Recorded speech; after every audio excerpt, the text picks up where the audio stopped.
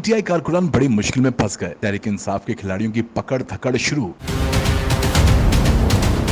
Lahore police ने 26 मार्च को मीनार पाकिस्तान पर पाकिस्तान तहरीक इंसाफ जलसे से कबल ही कारकुनों की पकड़ धकड़ का सिलसिला शुरू कर दिया। तहरीक इंसाफ के जिम्मेदारान के मुताबिक पुलिस ने चेयरमैन पीटीआई बराए सोशल मीडिया के फोकल पर्सन अजहर मिशवानी और दातागंज बख्श टाउन से जलसे के मुंतजिम मलिक कैसर को हिरासत में ले लिया है। मलिक कैसर दातागंज बख्श की यूनियन काउंसिल 62 के सदर हैं। दूसरी जानिब साबिक वफाकी वजीर और रहनुमा पीटीआई फवाद चौधरी का कहना है कि आईजी पंजाब की धमकी आमेज गुफ्तगू के बाद कारकुनों की गिरफ्तारी का अमल शुरू हुआ है। समाजी राब्ते की वेबसाइट ट्विटर पर तहरीक इंसाफ के मरकजी सीनियर नायब सदर फवाद चौधरी ट्वीट करते हुए लिखा कि आईजी पंजाब की धमकी आमेज गुफ्तगू के बाद अजहर मशवानी को इगवा कर लिया गया है। अजहर को फौरन अदालत में पेश किया जाए और इल्जामात की तफसील बताई जाए। फवाद चौधरी ने लिखा कि आप समझते हैं जिले शाह को कत्ल करने और तशद्दुद करने के बाद उन पर तनकीद भी नहीं की गई तो वो अहमकों की जन्नत में रहते हैं।